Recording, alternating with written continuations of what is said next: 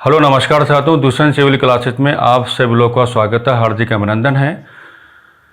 जैसा कि आप लोग भलीभांति जान पा रहे हैं कि सूर्यकिरण बैच के अंतर्गत हम लोगों ने शिक्षण अभिरुचि के संदर्भ में अपने अध्ययन और अध्यापन के कार्य को हाल ही में प्रारंभ किया था।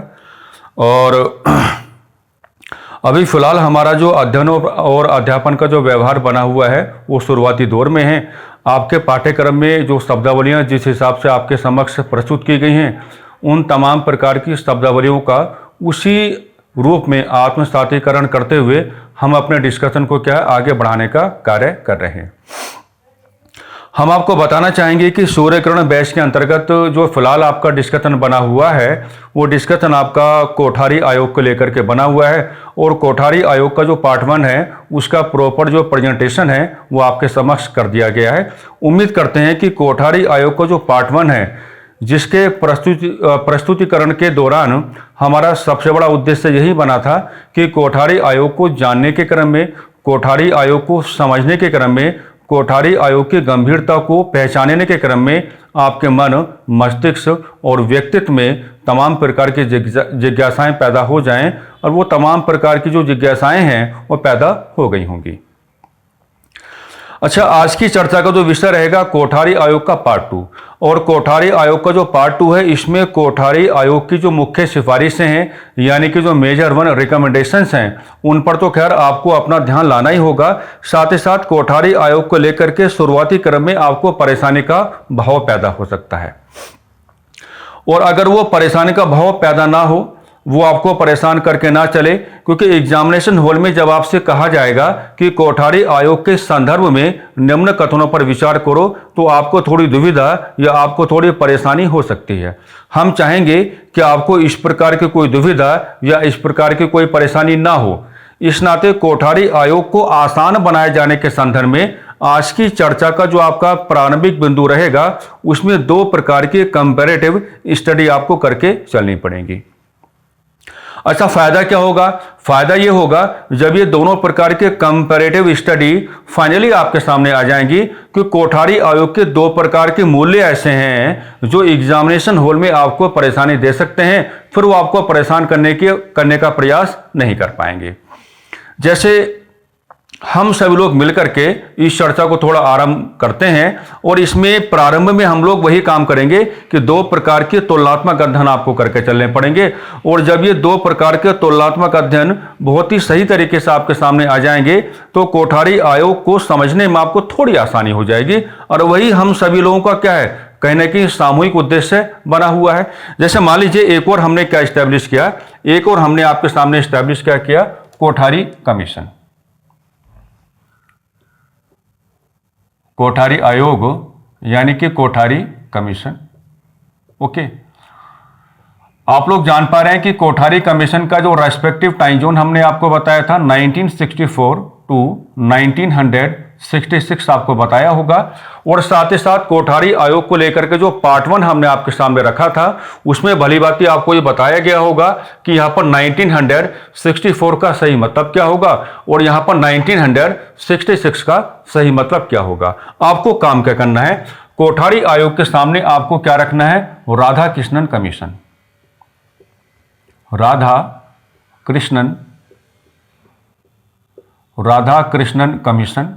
ओके, कोठारी आयोग के सामने आपको क्या रखना है, राधा कृष्णन कमीशन आपको रखना है। और राधा कृष्णन कमीशन के साथ आपको जोड़ के क्या चलना है, मुदालियार आयोग आपको जोड़ के चलना है। क्या जोड़ के चलना है, मुदालियार कमीशन, यानी कि मुदालियार कमीशन या हिंदी में कहेंगे तो मुदालियार आयोग क्या आपको जोड़ के चलना है। फाइनली अब आपको ये यहाँ पे कह करके चलना पड़ेगा कि मामला चाहे राधा कृष्णन कमीशन का हो और मामला चाहे किसका हो, मुदालियार आयोग का हो। आप इन दोनों को जोड़ करके क्या दिखाने की कोशिश करेंगे, असफलताओं का धरातल। आप इन दोनों को क्या दिखाने की बात करेंगे, इन दोनों को जोड़ करके इनका क्या दिखाएंगे, असफलताओं का धरातल आप दिखाने की बात करेंगे। अब यहाँ पर मुझे आपको थोड़ा ठहराव के साथ समझा करके चलना पड़ेगा कि भी हम लोग यहाँ पर राधा कृष्णन कमीशन या मुदलियार कमीशन को आधार बना करके असफलताओं का धरातल हम लोग किस प्रकार से कैलकुलेट करके चलेंगे।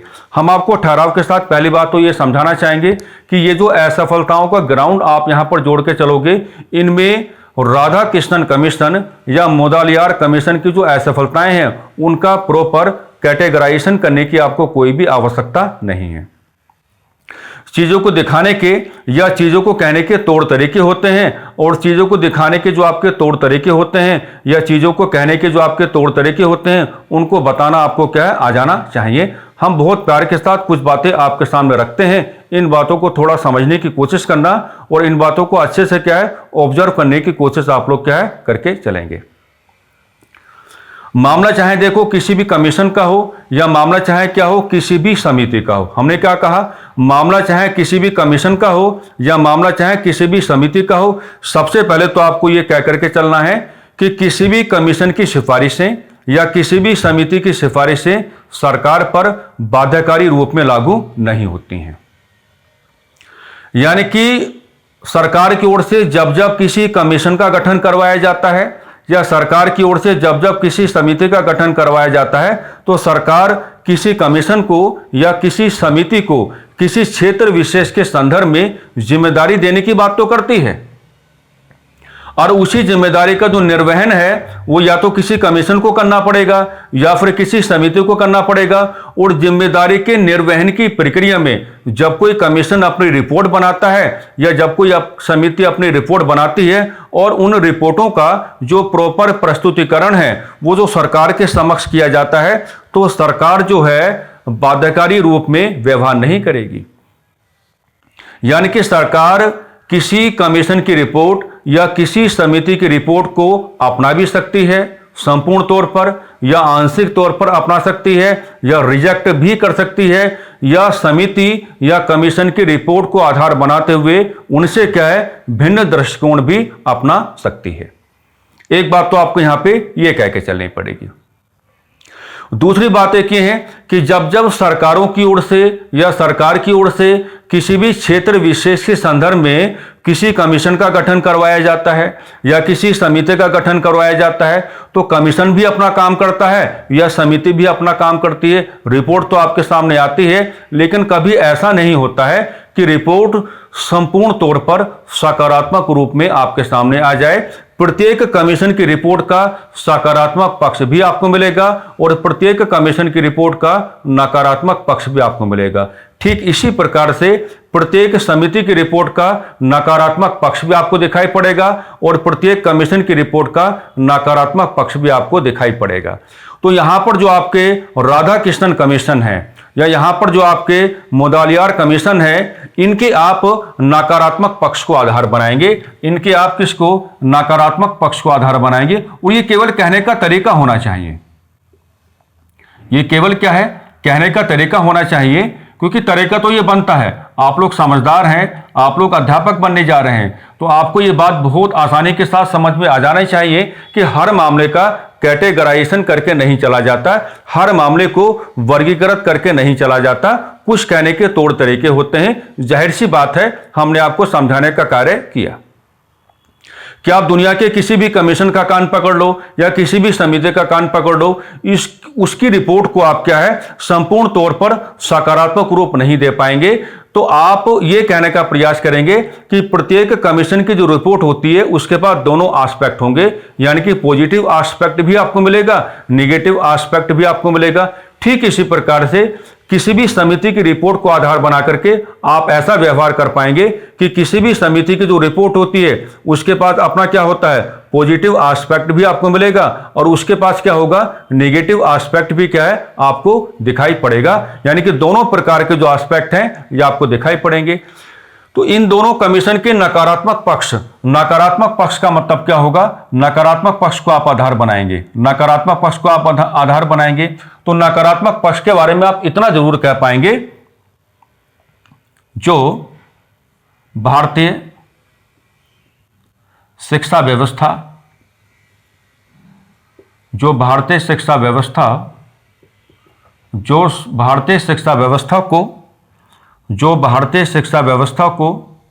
व्यवस्थित ना कर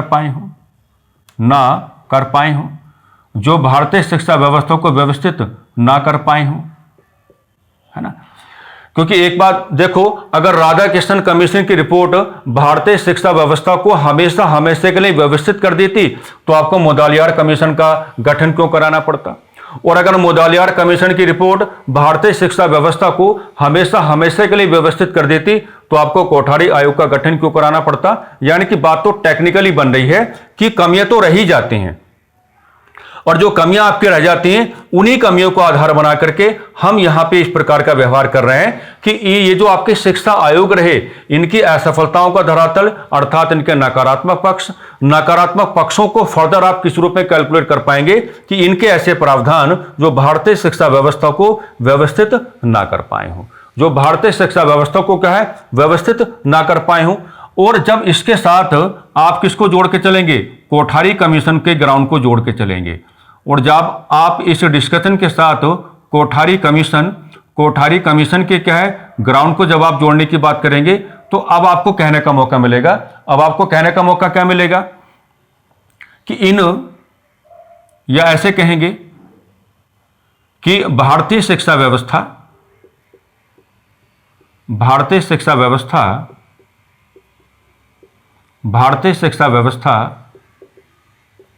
के नकारात्मक पक्षों, भारतीय शिक्षा व्यवस्था के नकारात्मक पक्षों को दूर करते हुए, भारतीय शिक्षा व्यवस्था के नकारात्मक पक्षों को दूर करते हुए इसे व्यवस्थित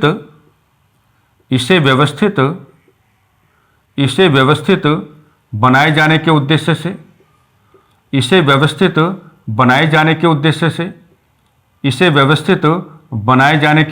से कोठारी आयोग का गठन किया गया।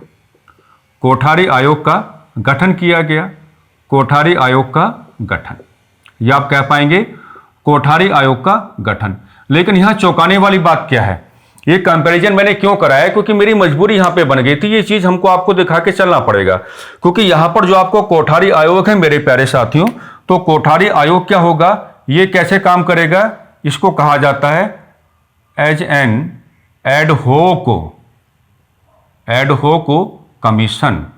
और मेरी बातें बहुत प्यार के साथ बहुत गौर करके आपको समझनी पड़ेगी कि अगर आप कोई भी किताब पढ़ने की बात करेंगे तो किताब बड़ी आसानी के साथ आपको ये कह करके निकल जाएगी कि जो कोठारी आयोग है, कोठारी आयोग अपने आप में क्या बना, एक ऐसा शिक्षा आयोग जिसको आप क्या कहेंगे एडहोक कमीशन कहेंगे। तो देखो जब कोई भी व्यवस्था एडहोक बन जाती है तो इस व्यवस्था को क्या कहा जाता है, टेम्परेरी कहा जाता है। जब कोई भी व्यवस्था क्या है एडहोक बन जाती है तो ऐसी व्यवस्था को क्या टेम्परेरी कहा जाता है। दैट मीन्स ऐसी व्यवस्था को आप क्या नहीं कहते हैं, तो आप क्या नहीं कहेंगे, ऐसी व्यवस्था को आप परमानेंट प्रोविजन नहीं कहेंगे, यानी कि परमानेंट नहीं कहेंगे, इसको आप क्या कहेंगे, टेम्परेरी कहेंगे।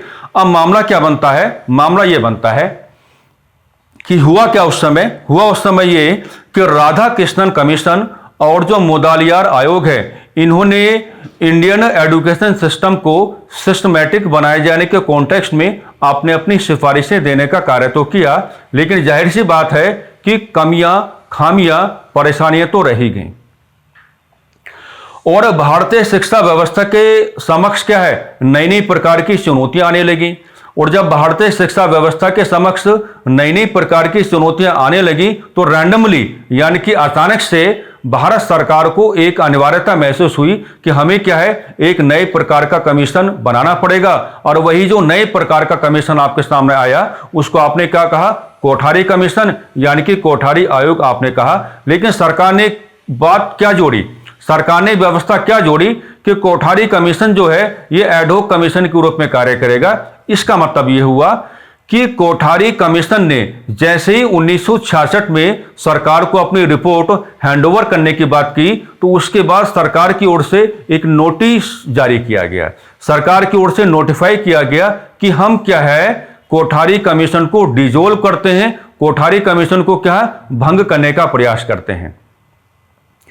भंग किए जाने के संदर्भ में ये व्यवस्था ना तो राधा कृष्णन कमीशन के साथ जुड़ती हुई आपको दिखाई पड़ती है और ना ही मुदालियार कमीशन के साथ जुड़ती हुई आपको दिखाई पड़ती है। यहां सरकार जो नोटिफाई कर रही है कि जैसे 1966 में कोठारी कमीशन ने सरकार को अपनी रिपोर्ट हैंडओवर करने का बात किया, उसके बाद सरकार ने स्पेशली एक नोटिस जारी किया कि हम क्या है, हम कोठारी कमीशन को डिजोल्व करते हैं, हम कोठारी कमीशन को क्या है, भंग करने का काम करते हैं। तो ये जो एक स्पेशल नोटिफिकेशन का प्रोविजन आपको जोड़ता हुआ दिखाई पड़ रहा है, सरकार की ओर से बिल्कुल नोटिफाई किया जाता है कि हम कोठारी कमीशन को भंग करने की बात करते हैं। यही अंतर यहां पर स्पष्ट कर रहा है, यही अंतर लाने का कार्य कर रहा है। आपने सर्वोच्च न्यायालय के बारे में पढ़ा होगा कि सर्वोच्च न्यायालय में क्या है, एडहोक जजेस की नियुक्ति की जाती है। तो आपने वहां भी यह बात पढ़ी होगी कि सर्वोच्च न्यायालय में जो एडहोक जजेस को अपॉइंट किया जाता है, उनका जो टेन्योर होता है, उनका जो कार्यकाल होता है, वो स्थायी नहीं होता। वो क्या होता है, वो आपका टेम्परेरी होता है।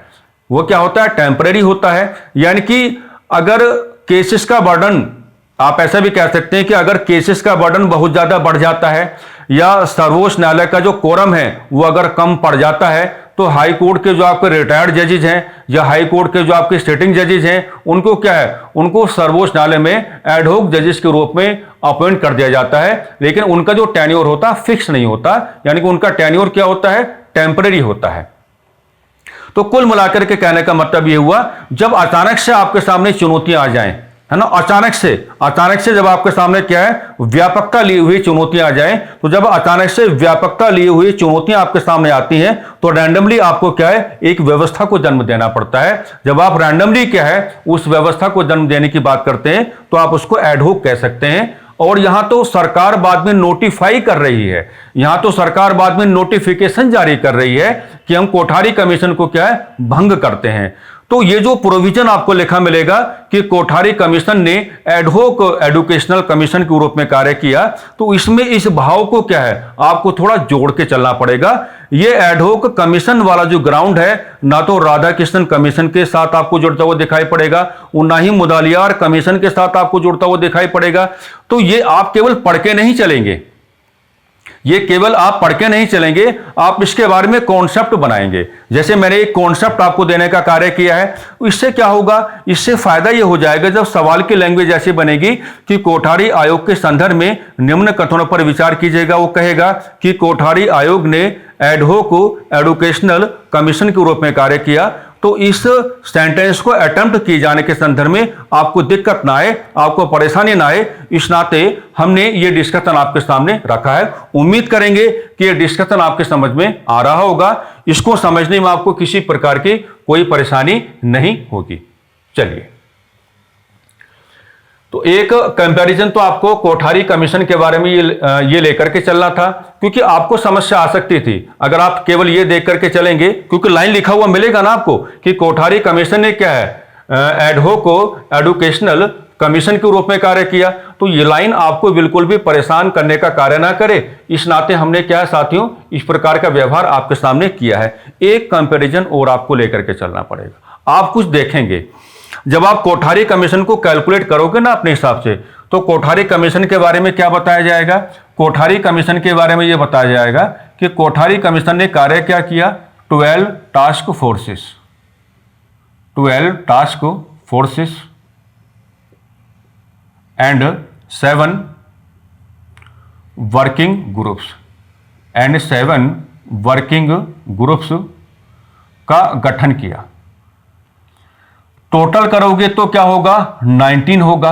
टोटल करोगे तो क्या होगा, आपका 19 होगा। और आप ये पाओगे कि कोठारी आयोग को कैलकुलेट करते हुए जो एक आंकिक मान आपको मिलता है, वो 19 के रूप में आपके सामने क्या बार बार आता भी रहता है।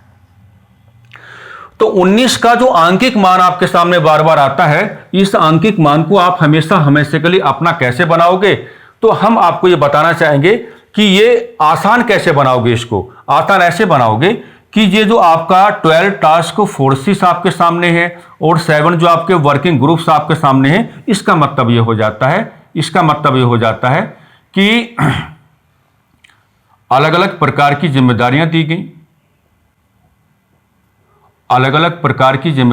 गई, अलग अलग प्रकार की जिम्मेदारियां दी गई। इन्हीं जिम्मेदारियों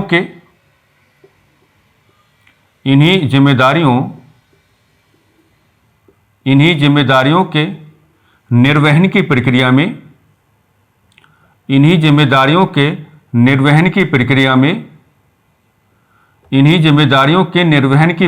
में कोठारी आयोग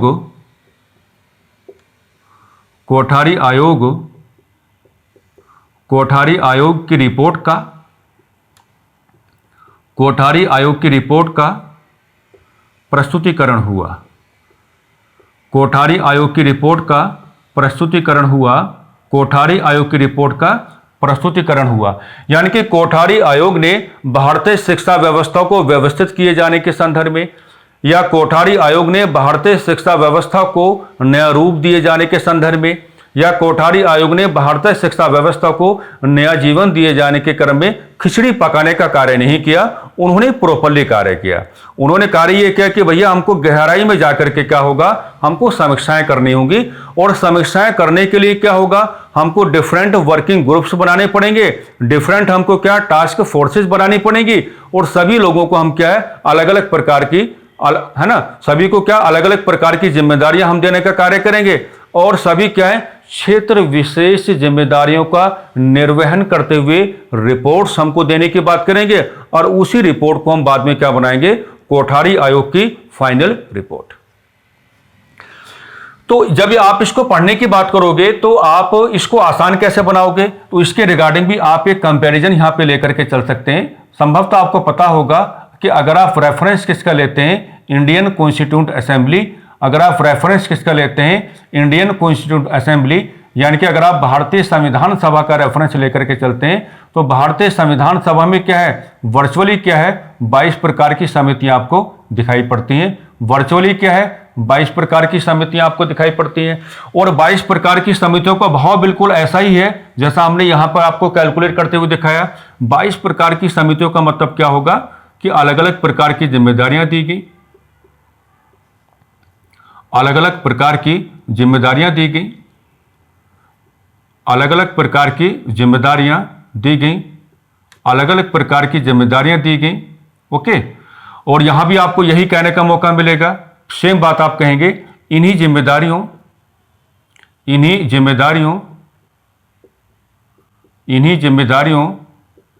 के निर्वहन की प्रक्रिया में, इन्हीं जिम्मेदारियों के निर्वहन की प्रक्रिया में संविधान बनकर तैयार हुआ, संविधान बनकर तैयार हुआ। तो अगर कभी भी किसी विषय वस्तु का अवलोकन करते हुए अगर आपके सामने कोई ऐसा प्रावधान आपके सामने आता है जिसको देख करके आपको लगता है कि भाई ये क्या है, तो आप जुड़ाव करना सीखो। यानी कि यहां पर जो आपके 12 टास्क फोर्सेस हैं या 7 जो आपके वर्किंग ग्रुप्स हैं, उनका वही ऑब्जेक्टिव है जो भारतीय संविधान के साथ 22 प्रकार की समितियों का ऑब्जेक्टिव क्या है, जुड़ता हुआ आपको नजर आ रहा है। यहां भी जो आपके 12 टास्क फोर्सेस का कॉन्सेप्ट है या 7 वर्किंग ग्रुप्स का कॉन्सेप्ट जो आपके सामने आता है, तो यहां भी आप यही कह पाएंगे कि अलग अलग प्रकार की जिम्मेदारियां या क्षेत्र आधारित जिम्मेदारियां, और इन्हीं जिम्मेदारियों के निर्वहन की प्रक्रिया में कोठारी आयोग की रिपोर्ट का प्रस्तुतिकरण हुआ।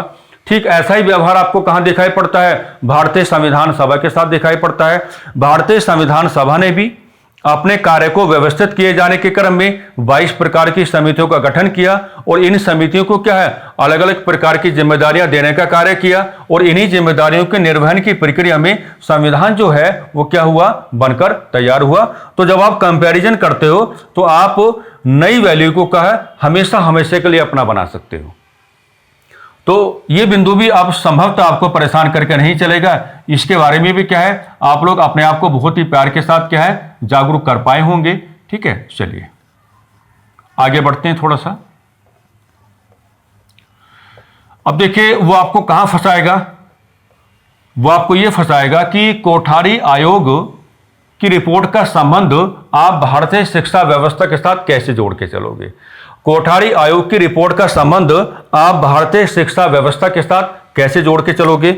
मान लीजिए हमने यहां से क्या निकाला, कोठारी आयोग की रिपोर्ट निकाली, और कोठारी आयोग की जो रिपोर्ट है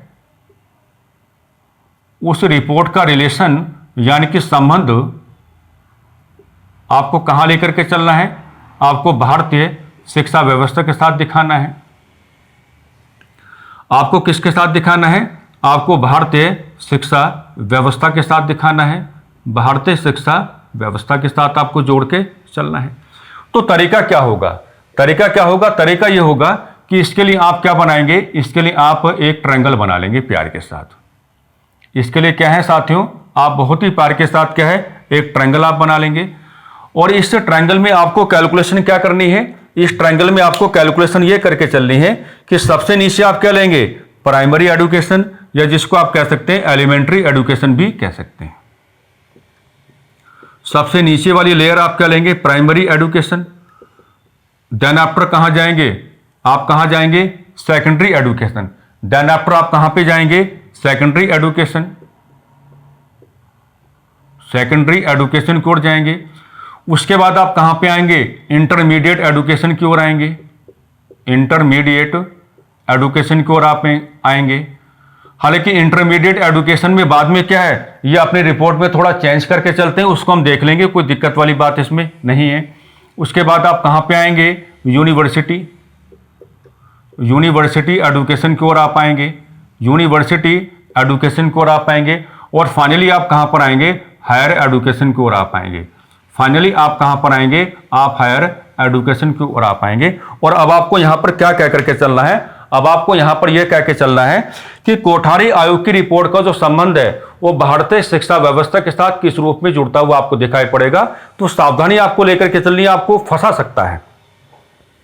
तो आप ये कहेंगे कि कोठारी शिक्षा आयोग का, है ना, भारतीय शिक्षा व्यवस्था में संबंध कहां कहां है?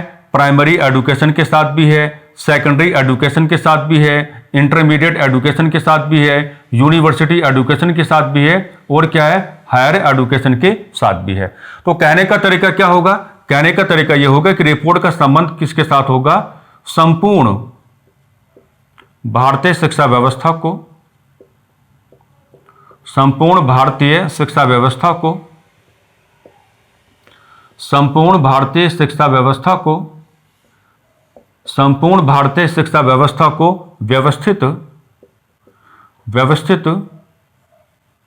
किए जाने के संदर्भ में, संपूर्ण भारतीय शिक्षा व्यवस्था को व्यवस्थित किए जाने के संदर्भ में यह कहने का तरीका होगा। यानी कि आप यहां पर भी क्या है, आप यहां पर भी क्या है, कोठारी आयोग की रिपोर्ट का जो संबंध है, जब आप भारतीय शिक्षा व्यवस्था के साथ जोड़ने का कार्य करोगे तो आप यहां पर सेपरेट जोन से लेकर के नहीं चलोगे। आपको मामला क्या है, कलेक्टिवली लेकर के चलना पड़ेगा, है ना। आपको क्या मामला कलेक्टिवली लेकर के चलना पड़ेगा कि प्राइमरी एजुकेशन के साथ भी होगा। जो बातें आप करोगे ना, उनका संबंध साइकोलॉजिकली आप क्या बताओगे कि जो बातें हो रही हैं वो सभी के बारे में हो रही हैं। जो बातें हो रही हैं क्या है, वो सभी के बारे में हो रही हैं। प्राइमरी एजुकेशन के बारे में भी हो रही है, सेकेंडरी एजुकेशन के बारे में भी हो रही है, इंटरमीडिएट एजुकेशन के बारे में भी हो रही है, यूनिवर्सिटी एजुकेशन के बारे में भी हो रही है, और जो आपका हायर एजुकेशन है उसके बारे में भी हो रही है। टेक्निकली ग्राउंड हमने आपको दिखाया है। अब आपको कितना भी लैंग्वेज ओरिएंटेड आपको परेशान करने की कोशिश करे, आपको अपने आप को परेशानी का भाव देने की जरूरत नहीं है। इस हिसाब से क्या है, आप वहां पर अपना व्यवहार करके आएंगे। ठीक है, अब देखिएगा, फाइनली यहां तक का डिस्कशन हमने कर लिया है। अब कोठारी आयोग की जो सिफारिशें हैं, हमको उन सिफारिशों पे काम करना पड़ेगा। कोठारी आयोग की जो आपकी सिफारिशें हैं, हमको क्या है, उन सिफारिशों पे काम करके चलना पड़ेगा। और उन सिफारिशों पर काम ऐसे कैसे करेंगे आप? बहुत ही ठहराव के साथ आपको अपना डिस्कशन लेके आना पड़ेगा। बहुत ही ठहराव के साथ क्या आपको अपना डिस्कशन लेकर के आना पड़ेगा। कोठारी आयोग अपनी सिफारिशों में क्या समझाएगा आपको? कोठारी आयोग अपनी सिफारिशों में यह समझाएगा कि भैया देखो क्या है, मामला यह है कि निःशुल्क एवं अनिवार्य शिक्षा, यहां थोड़ा अंतर आपको दिखाना पड़ेगा। निःशुल्क एवं अनिवार्य शिक्षा, निःशुल्क एवं अनिवार्य शिक्षा पर बल दिया जाए, बल दिया जाए। निःशुल्क एवं अनिवार्य शिक्षा पर बल दिया जाए। यहां थोड़ा सा आप कैटेगराइजेशन कर सकते हैं अगर आप चाहें तो, क्योंकि निःशुल्क एवं अनिवार्य शिक्षा जो है ये क्या है, ये तो क्या है, प्राथमिक शिक्षा व्यवस्था के संदर्भ में ही लागू हो पाएगा। प्राथमिक शिक्षा व्यवस्था के संदर्भ में आप ऐसा कह सकते हैं, प्राथमिक शिक्षा व्यवस्था के संदर्भ में, प्राथमिक शिक्षा व्यवस्था के संदर्भ में, है ना। तो कोठारी आयोग अपनी रिपोर्ट में इस बात को कहता है कि राज्य को लगातार इस प्रकार के प्रयास करते रहने चाहिए कि बच्चों को, बालकों को, है ना, निःशुल्क एवं अनिवार्य शिक्षा, आप चाहें तो यहां पर कैटेगराइजेशन करके चलेंगे कि प्राथमिक स्तर पर क्या है, आप निःशुल्क एवं अनिवार्य शिक्षा देने का कार्य करें। ठीक है। आप चाहें तो बाद में जाकर के आप इसके साथ जुड़ाव भी कर सकते हैं। आप चाहें तो भारतीय संविधान के 2 आर्टिकल आप जोड़ पाएंगे। आर्टिकल 45 तो बड़ी आसानी के साथ जुड़ जाएगा, डीपीएसपी में आपको दिखाई पड़ता है। उसमें क्या है, 0 से 6, है ना, या प्रारंभ से 6 या 6 वर्ष तक की आयु के जो आपके बच्चे हैं, है ना, उनके बारे में जो आपका एजुकेशन का ग्राउंड है या जो आपकी प्रारंभिक देखभाल का मुद्दा है, उसका ग्राउंड आपके सामने आ ही जाता है, आपने पढ़ा होगा। तो हम तो ऐसे पढ़ाते हैं कि आर्टिकल 45 में जो 6 वर्ष से कम आयु की बच्चों की शिक्षा का मामला है या जो प्रारंभिक देखरेख का मामला है, आप चाहें तो उसको भी यहां जोड़ सकते हैं। आप चाहें तो आप उसको भी यहां जोड़ सकते हैं, क्योंकि डीपीएसपी के माध्यम से राज्य को आदेश तो नहीं दिया गया है, निर्देश दिया गया है कि भी राज्यों को ऐसे प्रयास करने होंगे कि 6 वर्ष से कम आयु के जो आपके बच्चे हैं, आप उनकी एजुकेशन, है ना, अर्ली एजुकेशन जो है आपकी, उसके बारे में व्यवस्थाएं बनाएं और बच्चों का जो आपका देखभाल करने का मुद्दा है उसके बारे में भी क्या आप व्यवस्था बना करके चलें। आजकल आप देख रहे होंगे ना कि प्लेइंग स्कूल का कॉन्सेप्ट आपके सामने आ रहा है। तो प्लेइंग स्कूल का जो कॉन्सेप्ट है ना, वो भारतीय संविधान के आर्टिकल 45 के अकॉर्डिंग ही है। हालांकि मामला थोड़ा अलग है, यहां तो उन्होंने बहुत बड़ी बात कह दी है, लेकिन हम कह रहे हैं कि इनडायरेक्टली अगर आप चाहें तो आप आर्टिकल 45 को जोड़ के चल सकते हैं। मामला वहां भी क्या है, बालकों की शिक्षा व्यवस्था को लेकर है या बालकों की शिक्षा को लेकर है। यहां तो उन्होंने साफ साफ कहा है कि निःशुल्क एवं अनिवार्य शिक्षा पर बल दिया जाए। राज्य को लगातार ऐसे प्रयास करने होंगे, राज्य को लगातार ऐसी व्यवस्थाओं को जन्म देना होगा ताकि बच्चों को प्राथमिक शिक्षा के स्तर पर निःशुल्क एवं अनिवार्य शिक्षा दिया जाए। आर्टिकल 45 का इनडायरेक्ट रेफरेंस आप लेकर के चल सकते हैं और आर्टिकल 21 के खंड क का, आर्टिकल 21A का तो आप प्रत्यक्ष रेफरेंस लेकर के चल सकते हैं, जो बाद में जोड़ा गया 86वें संविधान संशोधन अधिनियम 2002 के माध्यम से। और उसमें तो साफ साफ कहा गया कि 6 से 14 आयु वर्ग के जो आपके बच्चे होंगे उनके लिए क्या होगा, निःशुल्क एवं अनिवार्य शिक्षा का प्रावधान होगा। और यह प्रावधान किस रूप में कार्य करेगा, मौलिक अधिकार के रूप में कार्य करेगा। और इस जिम्मेदारी को बच्चों के माता पिता को नहीं दिया जाएगा, बल्कि इस जिम्मेदारी को किसको दिया जाएगा, राज्य को दिया जाएगा।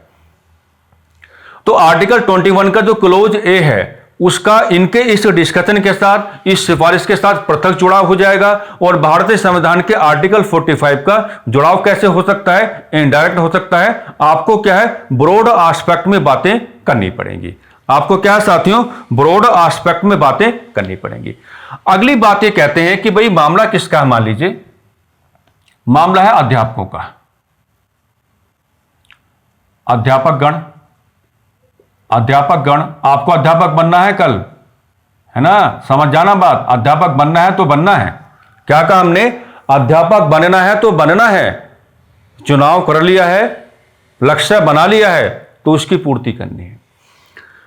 तो अब कोई भी शिक्षा आयोग हो, एक बात हम आपको बताएंगे, कोई भी शिक्षा आयोग हो, एडुकेशन के संदर्भ में 2 बातों को बहुत ज्यादा फोकस करके चलता है। एक तो अध्यापकों की भूमिका और एक जो आपकी किताबें हैं, किताबों का जो आपकी बुक्स हैं उनका व्यवस्थित रूप। सरल शब्दों में आप कह सकते हैं कि अध्यापक गण और जो आपकी पुस्तकें हैं इनकी भूमिकाओं को प्रत्येक जो आपका शिक्षा आयोग है वो काफी तवज्जो देकर के चलता है, एक बड़ी क्या है, प्राथमिकता देकर के चलता है। तो हम आपको बताना चाहेंगे कि कोठारी आयोग ने साफ साफ कहा कि अध्यापक गण जो हैं इनकी नियुक्ति का मामला, नियुक्ति का जो मामला है तो नियुक्ति के मामले में कहते हैं इनके बौद्धिक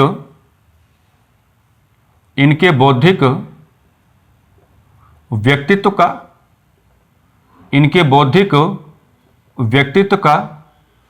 उचित परीक्षण हो। इनके बौद्धिक व्यक्तित्व का उचित परीक्षण हो। इनके बौद्धिक व्यक्तित्व का क्या हो? उचित परीक्षण हो। साथ ही साथ ये कहते हैं कि भाई जो अध्यापक गण है ना, ये अपनी बौद्धिकता को लगातार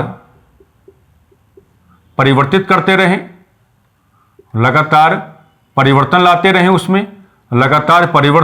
लाते रहें। इसके लिए इन्होंने भी कहा कि भैया जो अध्यापक गण है उनको आपको क्या देना पड़ेगा? स्टडी लीव देना पड़ेगा। स्टडी लीव देना होगा। स्टडी लीव क्या है? देना होगा। स्टडी लीव क्या है? देना होगा। कि अध्यापकों को क्या है भाई, आपको स्टडी लीव देकर के चलना पड़ेगा ताकि उनको थोड़ा समय मिल जाए अपने बौद्धिक स्तर को बढ़ाने का, है ना, ताकि उनको समय मिल जाए अपने व्यक्तित्व के साथ नई प्रकार की जो व्यवस्थाएं हैं उन नई प्रकार की व्यवस्थाओं को जोड़ने का। तो एक तो निःशुल्क एवं अनिवार्य शिक्षा पे बातें कर रहे हैं।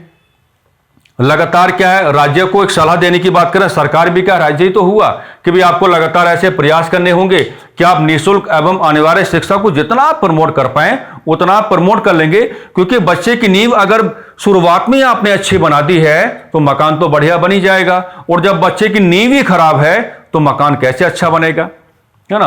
और अध्यापकों के बारे में बात करते हैं कि अध्यापक गण जो है ये क्या है, ये स्पेशल फीचर है शिक्षा का, कि अध्यापक गणों के बारे में दो प्रकार की बातें मूल रूप से उन्होंने कही कि नियुक्ति के मामले के संदर्भ में इनके बौद्धिक व्यक्तित्व का जो परीक्षण हो उसमें कोई कमी न रह जाए।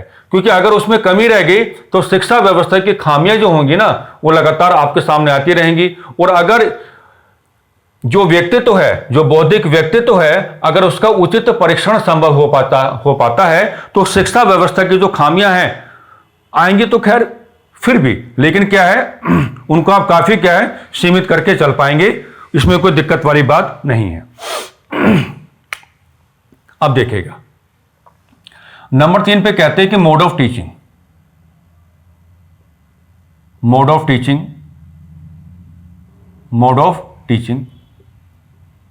है ना, कि शिक्षा आप कैसे देकर के चलेंगे विद्यार्थियों को। तो इसके लिए इन्होंने जो फार्मूला दिया उसमें यह कहा कि एक और हम किसको लेके चलेंगे, हिंदी स्टेट्स। ऐसे राज्य है जहां हिंदी क्या है ज्यादा बोली जाती है, और यहां पर आप क्या लेके चलेंगे, नॉन हिंदी स्टेट,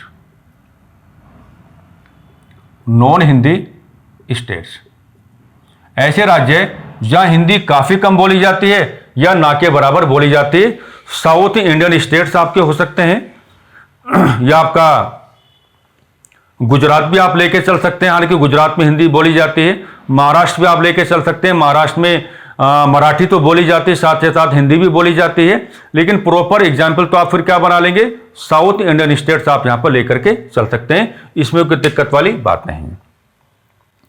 तो इन्होंने कहा कि भाई हम क्या है, हम 3 प्रकार की लैंग्वेजेस का फार्मूला रखेंगे दोनों के लिए। हम क्या करेंगे, हम दोनों के लिए क्या है 3 प्रकार की जो आपकी लैंग्वेजेस हैं उनका फार्मूला रखने की बात करेंगे। पहली चॉइस क्या होगी, है ना, पहली चॉइस क्या होगी, यहां पर इन्होंने कहा कि भाई पहली चॉइस क्या होगी, पहली चॉइस क्या होगी, जो हिंदी स्टेट्स हैं वो मातृभाषा मदर टंग को अपना सकते हैं। शिक्षा दिए जाने के संदर्भ में जो मातृभाषा है यानी कि जो मदर टंग है उसको क्या है अपना सकते हैं। और नॉन हिंदी जो स्टेट्स हैं उनके बारे में भी कहा गया कि पहली चॉइस आपके सामने क्या हो सकती है कि आप क्या अपनी मदर टंग को अपना सकते हैं, यानी कि आप अपनी मातृभाषा को क्या है अपना सकते हैं। दूसरा इन्होंने कहा कि दूसरा विकल्प आपके पास क्या रहेगा, आप चाहें तो आप इंग्लिश में भी क्या है टीचिंग प्रोवाइड करा सकते हैं, आप चाहें तो आप इंग्लिश में भी क्या है टीचिंग प्रोवाइड करा सकते हैं। और इनको भी क्या है जो नॉन हिंदी स्टेट्स हैं उनके बारे में भी सेम बात कही कि आप चाहें तो आप इंग्लिश में क्या है आप इंग्लिश में टीचिंग प्रोवाइड करा सकते हैं, इसमें किसी प्रकार की कोई समस्या नहीं है। अब इसमें मजे की बात क्या है? मजे की बात यह है कि इस प्रकार का फार्मूला क्यों आपके सामने लाना चाहते हैं साथियों। इस प्रकार का फार्मूला आपके सामने इस नाते ये रखते हैं ताकि जो आपके हिंदी स्टेट्स हैं और जो आपके नॉन हिंदी स्टेट्स हैं उनमें क्या है, उनमें कम्युनिकेशन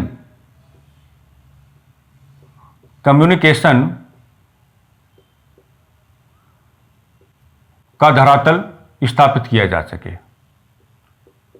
कम्युनिकेशन का धरातल स्थापित किया जा सके, कम्युनिकेशन का धरातल स्थापित किया जा सके। यह बात जरूर जोड़ के चलना है ना, ताकि हिंदी स्टेट्स और जो आपके नॉन हिंदी स्टेट्स हैं उनमें क्या है, कम्युनिकेशन का धरातल स्थापित किया जा सके, है ना। अब मैंने क्यों लिखा, क्योंकि अब मैं यहां पर समझाना चाह रहा हूं। हिंदी स्टेट्स के बारे में इन्होंने कहा कि आप एक काम करें, तीसरा विकल्प आपके सामने क्या होगा, तीसरा विकल्प आपके सामने यह होगा कि आप क्या हैं, कोई भी, हम यहां पे ऐसा कह सकते हैं कि साउथ इंडियन, ये कह लेते हैं साउथ इंडियन लैंग्वेज को अपना सकते हैं, साउथ इंडियन लैंग्वेज को क्या अपना सकते हैं और बच्चों को क्या शिक्षा उपलब्ध करा सकते हैं। इनको कहा गया नॉन हिंदी स्टेट्स को कि आप हिंदी लैंग्वेज को अपनाएंगे, आप क्या है, हिंदी लैंग्वेज को अपनाएंगे, आप क्या हिंदी लैंग्वेज को अपनाएंगे। इससे क्या होगा, इससे हिंदी स्टेट्स के जो आपके बच्चे हैं और जो नॉन हिंदी स्टेट्स के बच्चे हैं उनके बीच क्या होगा, संवाद का एक धरातल स्थापित हो पाएगा। आपको कहां जाना है, आपको साउथ इंडियन लैंग्वेजेस को अपना लेना है, जो भी आपकी सुविधा बनती है। और इनके बारे में क्या कहा गया, आपको क्या है, हिंदी लैंग्वेज को अपना लेना है। इससे क्या होगा, हिंदी स्टेट्स और जो आपके नॉन हिंदी स्टेट्स के बच्चे हैं उनके बीच में क्या हो जाएगा, प्रॉपर एक जो कम्युनिकेशन का ग्राउंड है वो क्या हो जाएगा, जनरेट हो जाएगा। लेकिन ऐसा हो नहीं पाया, ऐसा हो नहीं पाया। ये एक सकारात्मक संवाद स्थापित तो करना चाहते थे लेकिन करवा नहीं पाए। क्योंकि हो नहीं पाया, क्योंकि इन्होंने बाद में किसको अपना लिया, इन्होंने इसके स्थान पर किसको अपना लिया, संस्कृत को अपना लिया। इन्होंने इसके स्थान पर किसको अपना लिया, संस्कृत को अपना लिया। और इन्होंने इसके स्थान पर क्या है, अपनी ही क्षेत्रीय भाषाओं को अपना लिया, अपनी ही क्षेत्रीय भाषाओं को अपनाया, अपनी ही क्षेत्रीय भाषाओं को अपनाया, अपनी ही क्षेत्रीय भाषाओं को अपनाया, भाषाओं को अपनाया, अपनी ही क्षेत्रीय भाषाओं को अपनाया। तो जो हिंदी स्टेट्स के बच्चों और नॉन हिंदी स्टेट्स के बच्चों के बीच में ये जो प्रॉपर एक कम्युनिकेशन का ग्राउंड जनरेट करवाना चाहते थे तो वो करवा नहीं पाए। हालांकि रिपोर्ट तो इनकी अच्छी थी, भाई आपको साउथ इंडियन लैंग्वेजेस के बिहाफ पे आगे बढ़ना होगा, थर्ड वाला जो पॉइंट है, और आपको क्या है, हिंदी लैंग्वेज के बिहाफ पे आगे बढ़ना होगा। अगर आप ऐसा कर पाओगे तो हिंदी स्टेट्स और नॉन हिंदी स्टेट्स के जो आपके बच्चे होंगे उनके बीच में वेरी पॉजिटिव क्या हो जाएगा, एक कम्युनिकेशन इस्टेब्लिश करवाया जा सकता है। लेकिन हो नहीं पाया। इन्होंने बाद में जाकर के संस्कृत को अपना लिया और इन्होंने बाद में जाकर के क्या है, अपनी ही क्षेत्रीय भाषाओं को अपना लिया। तो मामला क्या बन गया, जो करवाना चाहते थे वो हो नहीं पाया। इस नाते मैंने आज की चर्चा में शुरुआत में आपको बोल दिया था कि कमीशन या समिति कितना भी अच्छा कार्य को ना कर ले, है ना, नकारात्मक पक्ष रह ही जाते हैं। तो ये मामला क्या है, मोड ऑफ टीचिंग का आप क्या है यहां पर लेकर के चलेंगे। अब देखिएगा, अच्छा, एक चर्चा में हमने आपको कुछ समझाया था, है ना, एक चर्चा में क्या है, हमने आपको कुछ समझाया था, है ना। और मैं हमेशा कहता हूं, अगर आप विद्यार्थी जीवन में हैं, कोई बात अगर आपने एक बार पढ़ ली है तो उसकी ताकत हमेशा बनी रहती है ना। आप जो पढ़ते हैं, जो समझते हैं, वो चीजें बेकार की नहीं होती, उनकी महत्ताएं होती हैं, उनकी उपयोगिताएं होती हैं, उनकी गहराइयां होती हैं। जैसे आपको याद होगा कि जब हमने सूर्यकिरण बैच का इंट्रोडक्शन आपके सामने किया था तो वहां पर हमने एक बार आपको दिखाया होगा वुड डिस्पैच एक्ट। क्या दिखाया था, वुड डिस्पैच एक्ट। आजकल मामला बहुत ज्यादा क्या बदल गया है, कंपैरिजंस बहुत जरूरी है। क्या, कंपैरिजंस बहुत जरूरी है। वुड डिस्पैच एक्ट में हमने फार्मूला क्या दिखाया था, शिक्षा सभी के लिए, यही था ना, शिक्षा सभी के लिए, शिक्षा सभी के लिए, बिना किसी भेदभाव के, बिना किसी भेदभाव के, बिना किसी भेदभाव के, बिना किसी भेदभाव के, यानी कि आप जाति, धर्म, लिंग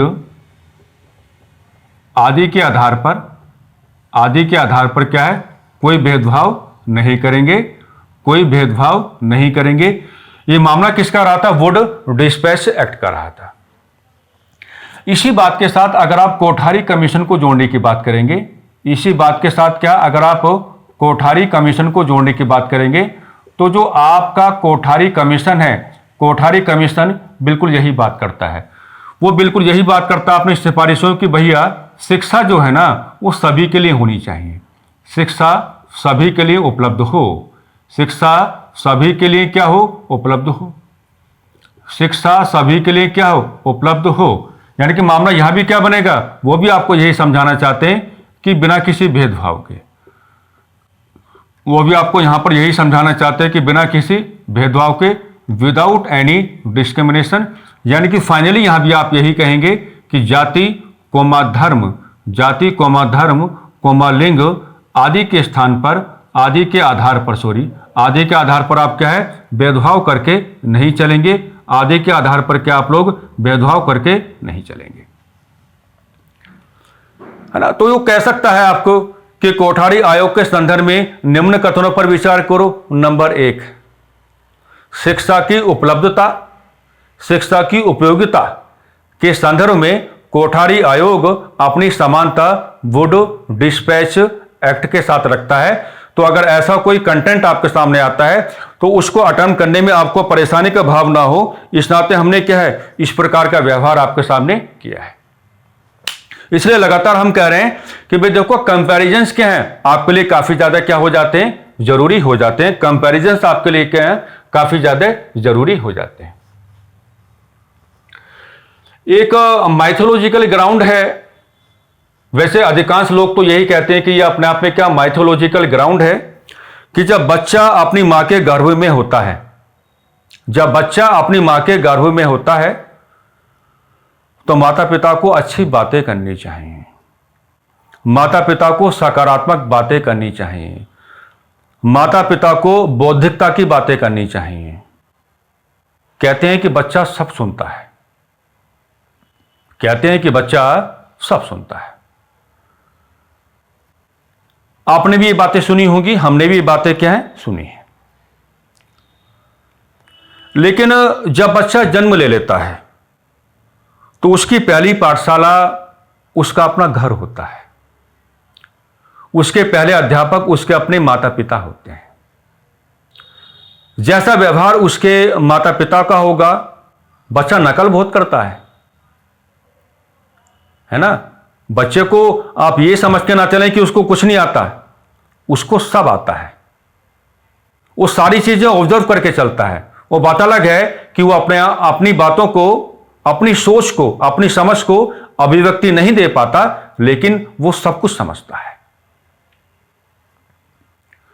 तो पहली पाठशाला उसका अपना खुद का परिवार, पहले अध्यापक उसके अपने खुद के माता पिता, है ना। तो ये बताया जाता है, हम सबको ये समझाया जाता है कि हमें अपने बच्चों के सामने क्या है, बहुत ही व्यवस्थित व्यवहार करके चलना चाहिए, ताकि हमारे किसी नकारात्मक व्यवहार का नकारात्मक प्रभाव बचपन में ही हमारे बच्चों पर ना पड़े। यहां कोठारी आयोग ने एक बहुत कमाल की बात कही है, और ये बात मैं बड़े ठहराव के साथ आपके सामने रखना चाहूंगा। आजकल बच्चे आत्महत्याएं करने लगे हैं, पढ़ाई के बोझ के तले दबे हुए हैं। कुछ लोग ऐसे भी हैं, कुछ बच्चे ऐसे भी हैं, सफलताएं प्राप्त करने के पश्चात भी क्या आत्महत्याएं कर रहे हैं। इससे एक बात समझ में आती है, बच्चा अपने जीवन में क्या लक्ष्य निर्धारित करेगा, या बच्चे को अपने जीवन में क्या लक्ष्य निर्धारित करना चाहिए, ये बातें माता पिता को अपने बच्चों पर थोपने की अब कोई आवश्यकता नहीं रह गई है। हम तो बल्कि ये कहेंगे कि अगर आप वाकई में चाहते हैं, कोठारी आयोग की रिपोर्ट तो हम समझा ही देंगे आपको। हम तो ये कहेंगे अगर आप वाकई में चाहते हैं कि आपका बच्चा किसी पर्टिकुलर फील्ड में जाए, अच्छा कार्य करे, तो आप केवल एक ही कार्य कर सकते हैं, दबाओ मत उसको, उस पर बोझ मत डालो, आप केवल एक ही कार्य कर सकते हो। आज मेरी बात समझ लेना, बचपन से उसके समक्ष वैसा ही वातावरण रख दो। अगर आप उसको आईएएस कराना चाहते हैं तो आप वैसा वातावरण बचपन से उसके सामने रखो। अगर वो प्रभावित हो जाएगा तो कर जाएगा, और अगर वो प्रभावित नहीं होगा तो परेशानी रहेगी। अगर आप उसको इंडियन आर्मी में भेजना चाहते हैं तो बचपन से उसके सामने आप वही वातावरण रखें। अगर प्रभावित हो जाएगा तो बन जाएगा, और अगर प्रभावित नहीं होगा तो परेशानी रहेगी। यह बात समझने की है। इसलिए हमने हमेशा कहा है कि रूढ़िवादिता हमें तोड़नी होगी। हमें एक इस मामले में ओपन सोसाइटी को अपनाना होगा। हां, नियंत्रण रहे, लेकिन नियंत्रण देखभाल के रूप में रहे। यह नहीं कि आए दिन हम अपने बच्चों की मनसाओं को, इच्छाओं को, उनके उद्देश्यों को, उनके लक्ष्यों को दबाने का कार्य करते रहें। हमको दबाना नहीं है, हमको संघर्ष नहीं करना है। हमको क्या करना है? सहयोग करना है। कोठारी आयोग यहां पर कुछ ऐसा ही कहने का प्रयास कर रहा है। और कोठारी आयोग यहां पर क्या कहता है? कोठारी आयोग यहां पर यह कहता है, मैं थोड़ा इसको इंग्लिश में लिख करके आपको दिखाना चाहूंगा। वो कहता है अपनी रिपोर्ट में कि identification of talent, identification of talent जरूरी है। आइडेंटिफिकेशन ऑफ टैलेंट जरूरी है। इसका मतलब यह हुआ कि जो बच्चा है, यानी कि जो विद्यार्थी है, विद्यार्थी के व्यक्तित्व का बाल्य अवस्था में ही मनोवैज्ञानिक परीक्षण हो जाए। मनोवैज्ञानिक परीक्षण हो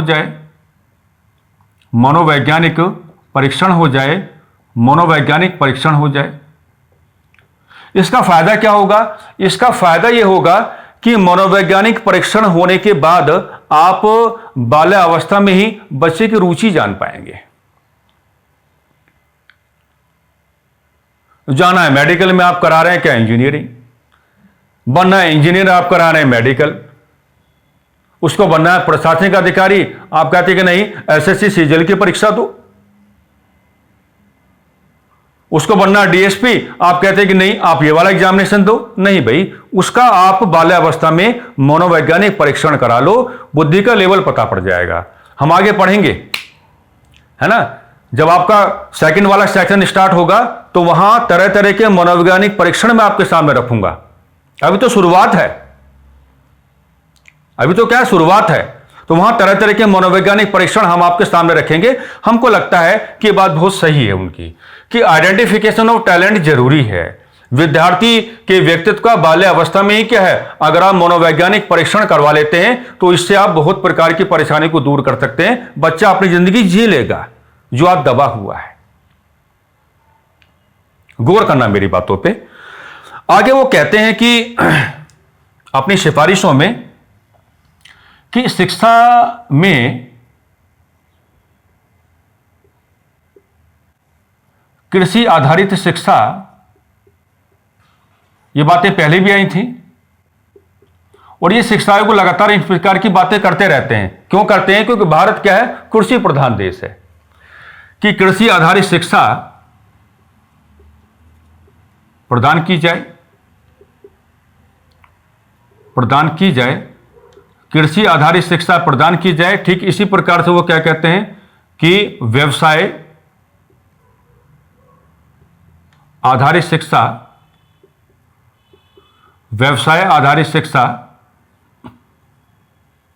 प्रदान की जाए, व्यवसाय आधारित शिक्षा प्रदान की जाए। और दोनों को मिलाकर के कहते हैं कि प्रत्येक राज्य में प्रत्येक राज्य में ऐसी शिक्षाओं से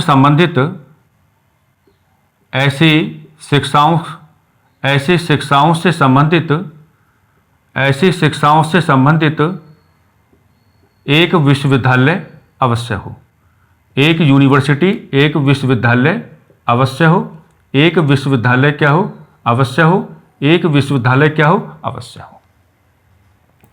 तो ये बातें किसकी थी? बातें आप देख पा रहे हैं कि कोठारी आयोग ने साफ साफ कहा कि आइडेंटिफिकेशन ऑफ टैलेंट काफी ज्यादा जरूरी है। और आगे कहते हैं कि कृषि आधारित शिक्षा भी आप प्रदान करके चलेंगे और व्यवसाय आधारित शिक्षा भी क्या प्रदान करके चलेंगे, और प्रत्येक राज्य में ऐसी शिक्षाओं से संबंधित एक विश्वविद्यालय क्या हो? अवश्य हो। आगे वो कहते हैं अपनी सिफारिशों में कि जहां तक मामला बुक्स का है, ये तो उनको कहना पड़ेगा, क्योंकि मैंने पहले ही बताया कि शिक्षा आयोग ये मान के चलते हैं कि अध्यापकों की भूमिका और किताबों की भूमिका शिक्षा व्यवस्था को व्यवस्थित किए जाने में क्या है? काफी कारगर साबित होती है। तो कहते हैं कि किताबें जो हैं सरल भाषा में लिखी जाएं,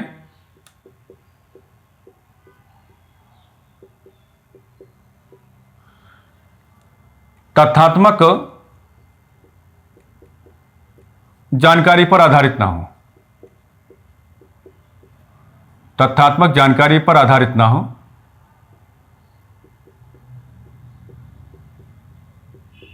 विद्यार्थी के व्यक्तित्व को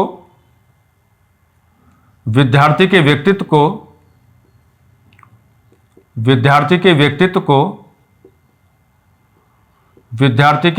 को एक गहरी समझ विद्यार्थी के व्यक्तित्व को एक गहरी समझ देने का कार्य करें।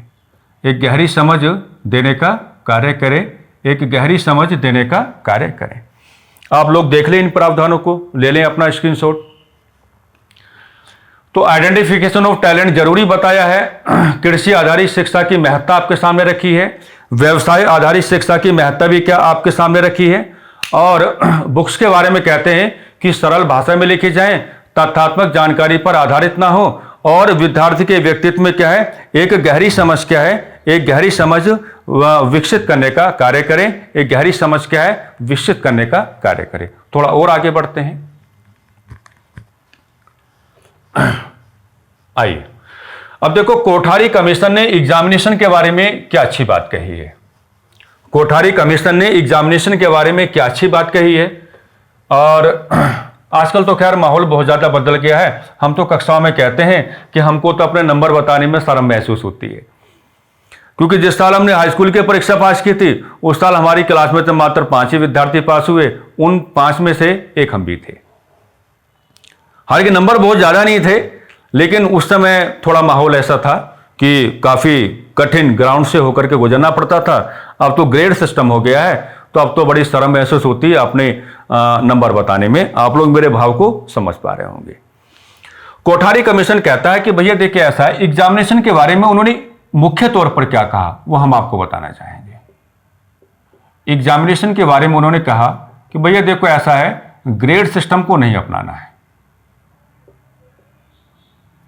ग्रेड सिस्टम को नहीं अपनाना है कि आप जो ग्रेड सिस्टम देने की बात है ना, ग्रेड सिस्टम को मना कहा। कहने का मतलब क्या है कि ग्रेड सिस्टम को क्या है? नहीं अपनाना है। कहते एग्जामिनेशन में ना, एग्जामिनेशन होने के पश्चात जो आप सर्टिफिकेशन इशू करते हैं, जो आप सर्टिफिकेशन इशू करते हैं, उस सर्टिफिकेशन में हम कहना चाहेंगे कि विद्यार्थी के व्यक्तित्व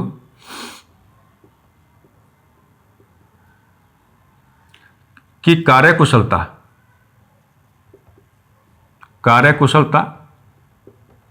या आप इसको ऐसे भी कह सकते हैं, कोमा, उसके ज्ञान के धरातल को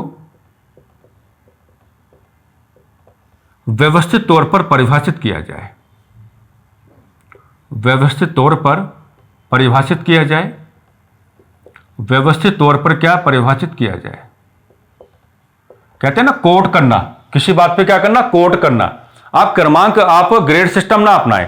आप एग्जामिनेशन के बाद जो सर्टिफिकेशन इश्यू कराते हैं तो उसमें प्रॉपर आप कोट करेंगे कि किस विद्यार्थी की किस प्रकार की परफॉर्मेंस रही है, कहां उसने अच्छा कार्य किया, कहां उसने खराब कार्य किया, शब्दों के माध्यम से। कैसे? शब्दों के माध्यम से। तो विद्यार्थी के व्यक्तित्व की कार्यकुशलता उसके ज्ञान के धरातल को व्यवस्थित तौर पर क्या आप डिफाइन करेंगे, और आप जान पा रहे हैं कि डिफाइन जब किया जाता है तो कैसे किया जाता है, शब्दों के माध्यम से किया जाता है। डीएलपी आप जानते हैं, डीएलपी इंपॉर्टेंट है। डीएलपी के बारे में वेरी फर्स्ट डिस्कशन आपका इसी कमीशन में आ रहा है। डीएलपी के बारे में जो वेरी फर्स्ट डिस्कशन है वो आपका क्या है, इसी कमीशन में आपके सामने आ रहा है। इसको क्या कहा जाता है, डिस्टेंस लर्निंग प्रोग्राम। आजकल काफी प्रचलन में है ना, कि भाई जो विद्यार्थी रेगुलर फॉर्म में क्या है अपनी एजुकेशन को एक्वायर नहीं कर सकते हैं, शिक्षा ग्रहण नहीं कर सकते हैं, तो उनके लिए क्या आपको डीएलपी लाना पड़ेगा, यानी कि डिस्टेंस लर्निंग प्रोग्राम क्या है आपको उनके लिए वहां पे लेकर के आना पड़ेगा। ये बात उन्होंने अपनी सिफारिश में कही है। तो शिक्षा आयोगों में क्या है, ये वेरी फर्स्ट डिस्कशन है जहां पर क्या डीएलपी के बारे में क्या है बातें हो रही हैं। आगे वो कहते हैं कि भाई एक मामला भारतीय शिक्षा व्यवस्था का बहुत निगेटिव क्या है कि साक्षरता दर जो है ना भारत में जो साक्षरता दर है वो काफी डाउन है। अब भारत की लिटरेसी रेट जो है, जो साक्षरता दर है, आप इसको बढ़ाएंगे कैसे? तो बढ़ाने के लिए उन्हें बहुत बढ़िया बात कही है। उन्होंने कहा कि विद्यार्थी तथा अध्यापक गण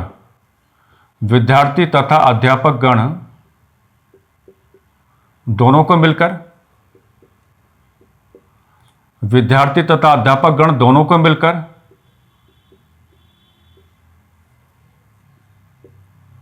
कैंप्स लगाने होंगे ताकि लोगों को साक्षर किया जा सके, ताकि लोगों को साक्षर किया जा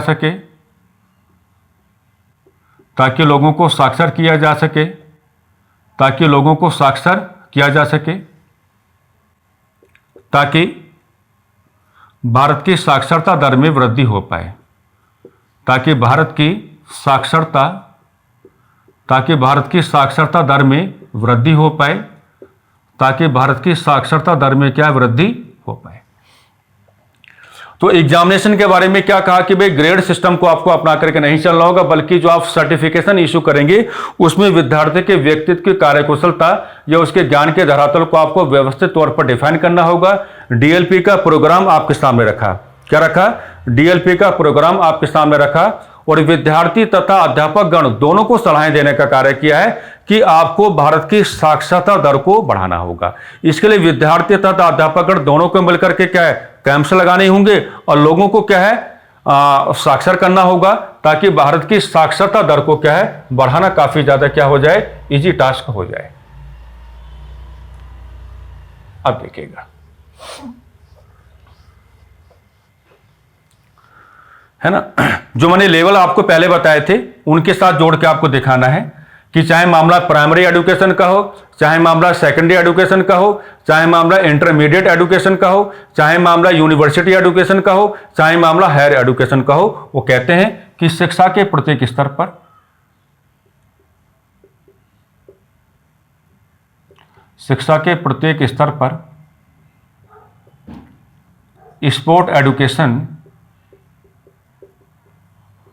स्पोर्ट एजुकेशन को प्राथमिकता दी जाए, स्पोर्ट एजुकेशन को प्राथमिकता दी जाए। मामला यही जुड़ेगा कि स्वस्थ शरीर में ही क्या है स्वस्थ मस्तिष्क का क्या है निवास होता है। तो स्पोर्ट एजुकेशन को क्या है वो प्रमोट करने की बात कर रहे हैं। यहीं से जोड़ेंगे कि साइंस प्लस मैथ्स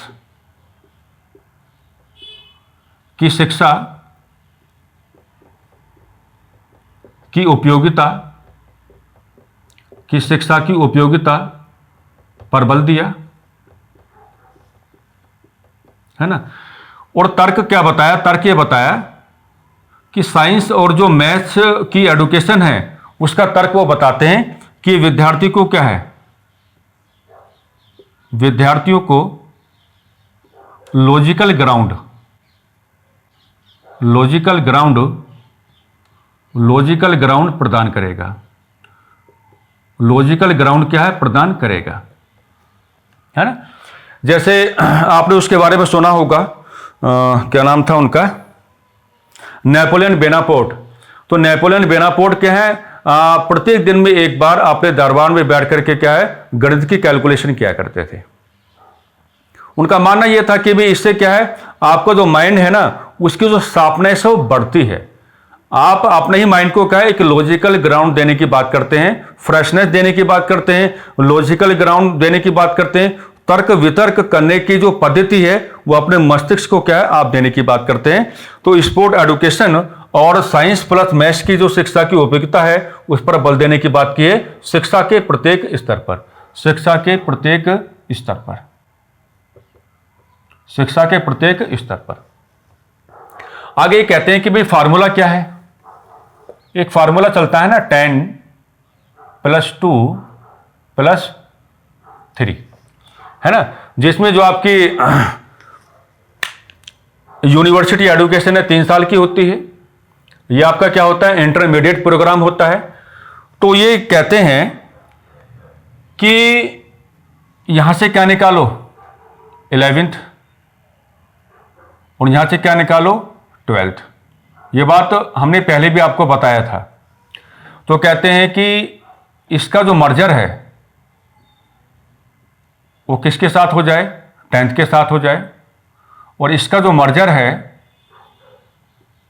वो किसके साथ हो जाए, ग्रेजुएशन के साथ हो जाए, है ना।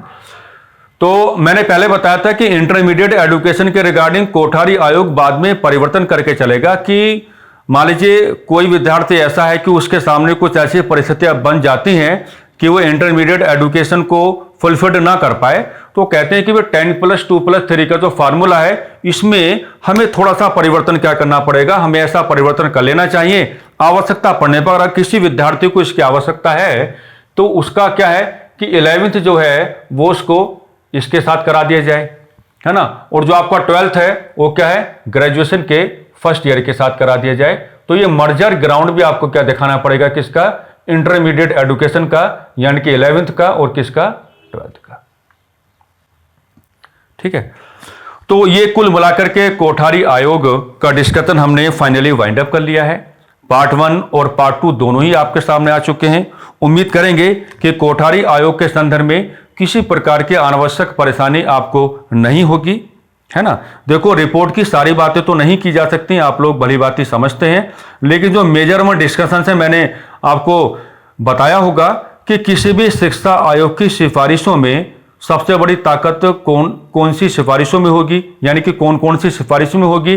तो सिफारिशों में आपको ध्यान कहाँ लाना होगा कि ऐसी सिफारिशें जिनका व्यापक प्रभाव आपको नजर आ रहा हो, ऐसी सिफारिशें जिनकी गहराई आपको ज्यादा नजर आ रही हो, वही आपके परीक्षाओं में कैलकुलेट होती हैं और उन्हीं पर आपको क्या है, ज्यादा कार्य करके चलना होता है। फाइनली हमने इस चर्चा के माध्यम से कोठारी आयोग को क्या वाइंड अप कर लिया है, और आप लोग बस यही काम आपको करना है कि लगातार आपको नोट्स बनाते रहने हैं और कक्षाओं के साथ आपको जुड़ के कार्य करना है।